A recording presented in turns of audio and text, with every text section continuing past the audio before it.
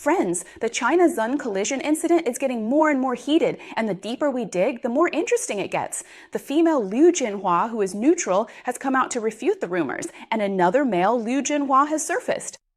This male, Liu Junhua, is no ordinary person. He runs a mysterious stem cell medical beauty clinic in Beijing that caters exclusively to the city's top elites, promising rejuvenation. At the beginning of 2024, he was riding high after securing tens of millions in funding, but last year he was deeply mired in a debt crisis. And the very thing that brought him crashing down from his high perch was Zheng. But that's not even the most exciting part of today's show. The one who took the hardest hit in this incident was Kai Chi, who bears ultimate responsibility for security and the capital in the South China Sea. Yet almost no one has noticed a chilling political coincidence. Kai Chi's own son just so happens to hold the highest authority over life and death in China's low-altitude airspace sector. It's like the son is up in the sky watching over the planes, while the father's on the ground guarding Jiangnan. Yet, right under everyone's nose, this plane flew for 20 minutes and crashed into the China-Zun building. This inevitably raises the question, was this an act of personal revenge triggered by a financial dispute, or was it a carefully orchestrated political maneuver? Let's start with the confirmed facts. The person who piloted the plane into the China-Zun building that day was named Liu Junhua, and there are two pieces of evidence to support this. First, according to Eleanor Alcott, a reporter for the China Financial Times stationed in China who personally witnessed the scene, and as confirmed by multiple media reports on the flight incident briefing. At 5:30 p.m. on June 26th, a domestically produced Shanghai Aurora SA-60L light sport aircraft with registration number B12PP took off from Beijing Pinggu Shifosi Airport for a solo training flight. The name registered for the solo flight at the flight school, the person who personally took the plane, was Liu Junhua. Secondly, on the night of the incident, Alcott witnessed plainclothes police searching a black Buick Enclave SUV in the parking lot of Shifosi Airport. After checking the license plate, it turned out that the registered owner of this vehicle was also named Liu Jinhua. The question is the Liu Jinhua involved in the incident the same as the female executive Liu Jinhua from Jiangxin? Jiangxin said she wasn't. The day after the incident, Jiangxin Wealth's official WeChat account published an article saying that their female executive Liu Jinhua was sharing her experience in corporate development. 3 years later, as rumors persisted, Jiangxin Wealth even had her personally come forward to refute the rumors. Hello everyone, I am Liu Junhua, the dedicated account investment manager at Xinye Wealth Management. Today, I'd like to talk to you about the current market situation. Why is being a non-loser the most suitable choice? First, let's look at some data as of June 28, 2026. In this video segment, Liu Jinhua specifically provided a time-sensitive wealth management analysis up to June 28th. Is this person the same Liu Junhua as the one in the public LinkedIn photo on the right? Friends, let's do a quick poll. If you think they're the same person, type A. If you think they're not, type B. I think they look extremely alike, from the straight eyebrows, double eyelids, and the drooping outer corners of the eyes to the shape of the mouth, the pointed upper lip, the nose, the fleshy tip of the nose, and the shape of the ears. Almost everything matches. I think it's the same person. Now, the second question, was this video really recorded recently? Could it be that someone used an old video and pretended it was new? If it was from before, then at least part of this video was made with AI. Especially that line, as of June 28th, 2026. Friends, please pay close attention to the shape of his mouth when he says this. In my limited experience, the mouth movements of AI-generated digital humans are the easiest to spot as fake. But in this video, the way this person articulates words looks very real to me. It doesn't seem like an AI digital human. However, if any of you have more experience with AI and see it differently, please be sure to let me know in the comments. So if it's not AI, then it could be a real person. Some people say that in this video, Liu Junhua on the left looks at least 10 years younger than in his LinkedIn photo. But I don't see it that way. The Liu Junhua on the left has clearly been beautified. You can see his sharp chin and almost no nasolabial folds around his mouth. That's definitely the result of skin smoothing filters. But even with the beauty filter, if you look closely, you can still see the eye bags and deep wrinkles under his eyes. On the other hand, if you look at the right side, you can see the nasolabial folds, which looks more like his real appearance. So at first glance, the screenshot on the left looks younger, but it clearly shows strong signs of beauty filters and smoothing. The right side, on the other hand, looks more mature at first glance, but in reality, the person is probably younger. This is an observation that's different between female and male bloggers. I don't know if you all agree with me on this point. If you do, give me a like to let me know. So in this case, the probability that both images are AI generated of the same person is even lower, and the person on the left actually looks older. So I'm more inclined to believe that this person is actually a neutral female executive. This is a video recorded by Lu Junhua in the present moment. If you don't agree with me, please be sure to share your thoughts in the comments section. Now, let's suppose that this neutral female executive, Lu Junhua, is still alive. Then who is the Lu Junhua who flew a plane into China's Un? In the public business records of the Beijing Municipal Market Supervision Bureau, there's a star company called Shenzhurunhe Beijing Biotechnology Company Limited. In August 2021, it was registered and established at the Beijing Daxing Zhongguankun biomedical base, and its main business is prominently listed as the development and application of human stem cell technology. The company's legal representative and chairwoman is a woman named Xu Xiaomei, but if you look at the company's board of directors, you'll find something interesting. Besides Xu Xiaomei, there's also a board member with the name Lu Junhua is at the center of power in a Beijing company specializing in stem cell research and development. There's also someone named Lu Junhua on the list of board members. Well, that's definitely something worth taking a closer look at. First of all, you need to understand that in mainland China, when it comes to cutting-edge life sciences like human stem cells and cellular immunomodulation, the Chinese Communist Party issues political permits. Ordinary people don't even qualify to apply. Anyone who can get this kind of license, afford to start a company, and enter a major biomedical base in Beijing, none of them are just doing business for business's sake.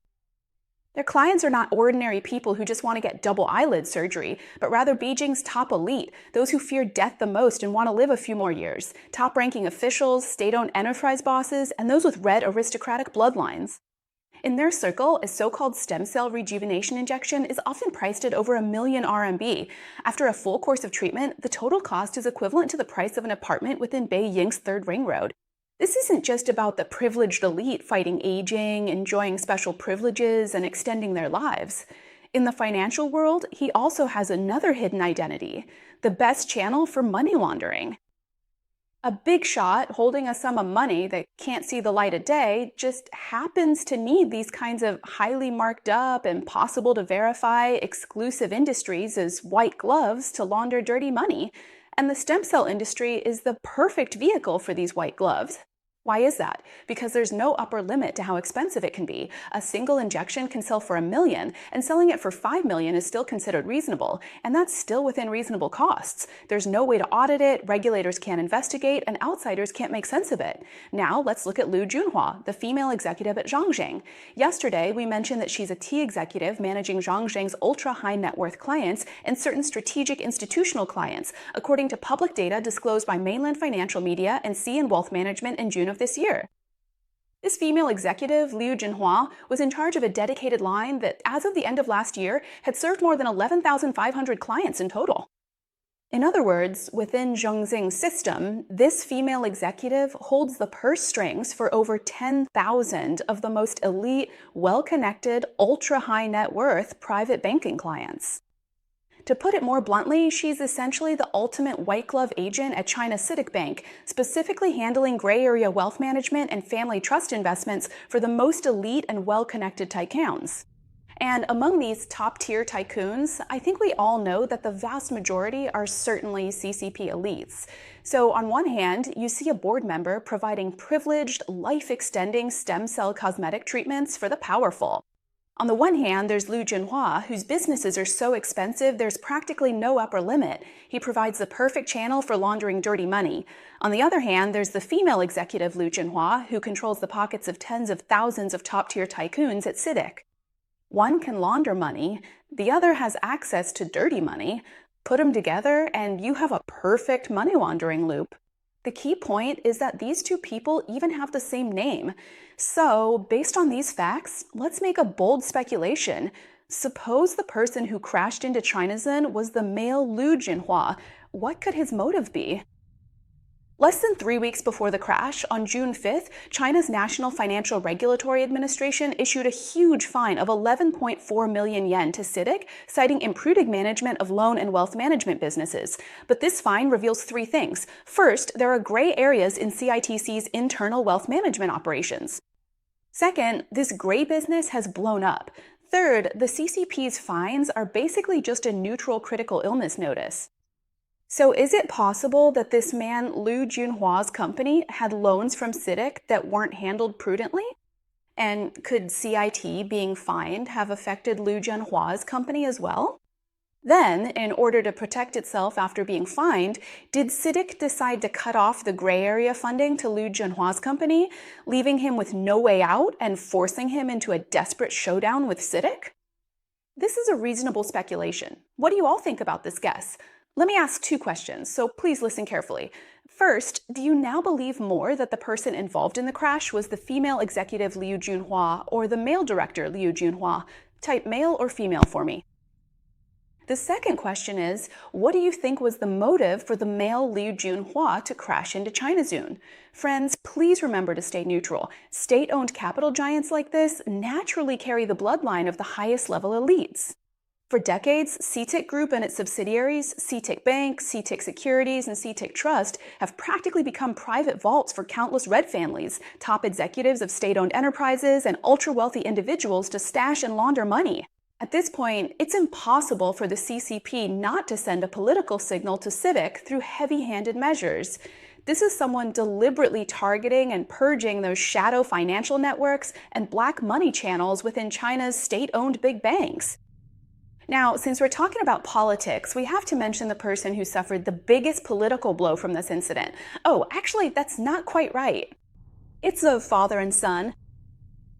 In the last episode, we talked in detail about this incident. One of the biggest mysteries is how this plane managed to fly for a full 20 minutes over Beijing, which is supposed to have the strictest air defense, and ultimately crashed into ChinaZoom. What was Beijing's air defense system doing? If you missed the last episode, I strongly recommend you check it out. According to the latest reports from Hong Kong's Ming Pao, the Financial Times, Radio France International, and several insiders from the civil aviation industry, the Shifosi Airport Control Tower, the moment the plane first deviated from its course, the Shifosi Airport Control Tower immediately reported it to the PLA. The tower was frantically calling over the radio for 20 minutes. So not only was the Chinese military fully aware, but in the final stage, they even dispatched a military helicopter to visually track the plane and attempted to intercept it at close range. For example, if the military noticed it early on, why didn't they open fire or intercept it?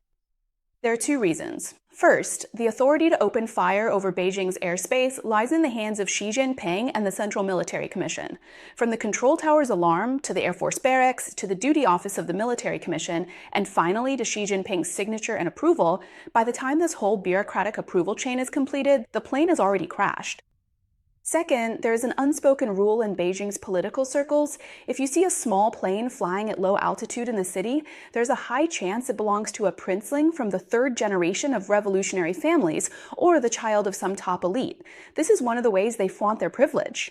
Does everyone still remember that incident in 2013 when someone drove a Mercedes into the Forbidden City? It's the same logic here. If they opened fire this time and it turned out the person they shot down was the grandson of some old high-ranking official or the descendant of a core elite, that would be a disaster that could cost someone their head. Caught in this political gamble of whether to shoot or not, the military chose the safest route to protect themselves.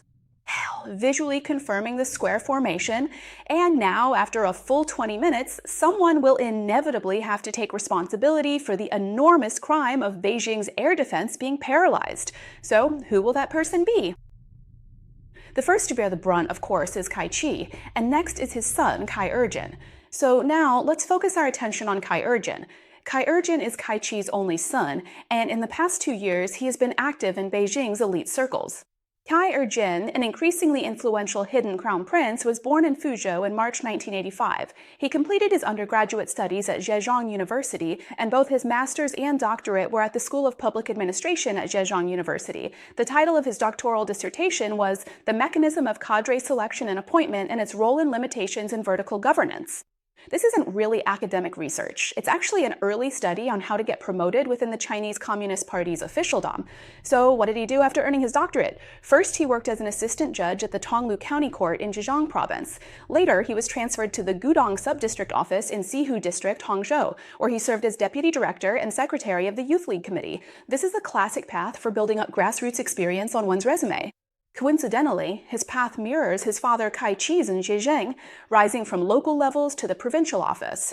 In Beijing, his career accelerated. In February 2019, at 34, Kai Erjin joined the NDRC General Office as an economic security researcher. Note the term, economic security. This is one of the most critical and sensitive positions in the NDRC, responsible for assessing industrial risks and monitoring capital flows that are vital to the nation's lifeline. By 2024, Kai Erjin had quietly been promoted to Deputy Director of the Department of Infrastructure Development at the NDRC. What does infrastructure management cover? High-speed rail, expressways, airports, ports, energy pipelines, and urban rail transit. This is the fattest and most lucrative of all the money pots in the NDRC. It's a barrel of real hard cash. Current affairs commentator Du Zhang remarked that Kai Erjin was able to move across several key departments within the NDRC in a short period of time. Not only did he reap all the benefits for himself, but he also served as an important informant for Kai Chi within Premier Li Chang's territory in the State Council. According to the path Kai Chi has mapped out for his precious son, the goal is for him to be promoted to Deputy Director of the NDRC within a few years, and ultimately to take charge of the entire NDRC in China. What is the NDRC? It's the department known as the Mini-State Council, the very core of the CCP's economic power, controlling the approval and funding of all major national projects. But he knows that just holding a position in the NDRC isn't enough. He knows very well that in the CCP officialdom, to achieve a true meteoric rise, you must have the strongest political achievements and hold the most crucial high-profile positions in your hands. So a massive pie worth 3.5 trillion yuan, personally drawn up by Xi Jinping, became the ultimate prize that the Kai father and son were determined to win. This is the so-called low-altitude economy concept that has been hyped up in the past 2 years. It was written into the CCP's plans in 2021 and was listed as a strategic emerging industry by 2023. Then, at the 2024-2 sessions, it was written for the first time into the Chinese government's work report, becoming a new national growth engine personally approved by Xi Jinping, following biomanufacturing and commercial aerospace. It was defined as the core track of new quality productive forces. According to the official forecast from the Civil Aviation Administration of China, the market size will reach 1.5 trillion yuan by 2025, and by 2035, it is expected to soar to 3.5 trillion yuan. What does 3.5 trillion yuan mean? It's equivalent to half of the annual output value of China's entire automobile industry. In other words, Xi Jinping has personally designated a trillion yuan track that over the next decade is most likely to recreate the scale of China's automobile industry as a national strategic emerging industry. The designed industrial chain includes drones, electric vertical takeoff and landing aircraft, aerial logistics, Beidou navigation, and more. Currently, there are 163,000 low-altitude economy-related companies in China, and in 2025 alone, nearly 50,000 new companies will be registered, a year-on-year surge of 142%. And for this track, from top-level planning, industrial project approval, and funding review to the qualification approval for enterprises, all the core powers have been centralized at the end of 2024 in the newly established Department of Low-Altitude Economy Development under the National Development and Reform Commission. Kai Chi set his sights on this lucrative opportunity and managed to place his only son precisely into this sector. At that time, Kai Erjin, who was serving as the Deputy Director of Infrastructure, took over as a key business backbone and was directly transferred to the position of Deputy Director of the Low Altitude Economy Department.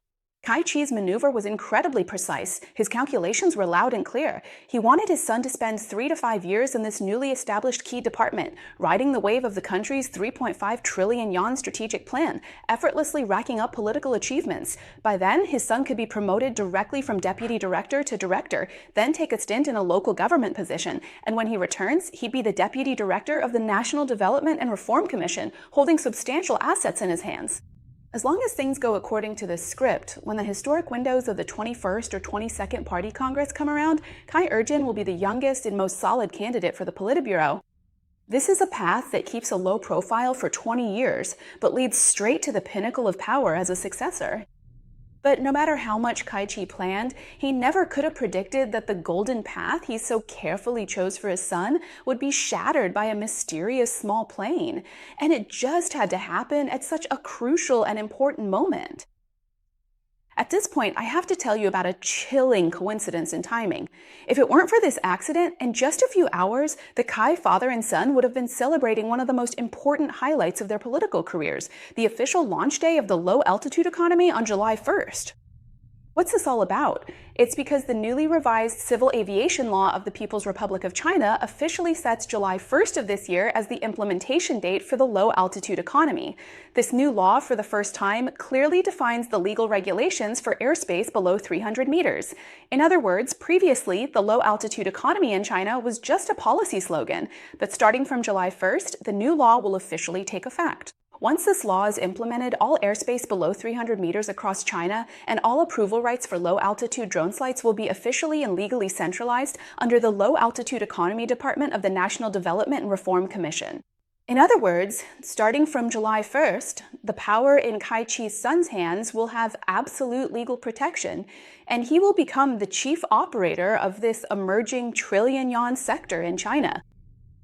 And this day also happens to be the auspicious date for Kai-Chi's son to officially be promoted and confirmed in his position. Kai Erjun has already served as the deputy director of this new department for exactly 1 year. In the Chinese Communist Party's officialdom, this is called a 1-year probation period. According to the date carefully chosen by his father, Kai-Chi, on July 1st, as soon as the law is implemented and the department is upgraded, his son's probation period will end right on time, and he can be officially confirmed in his post.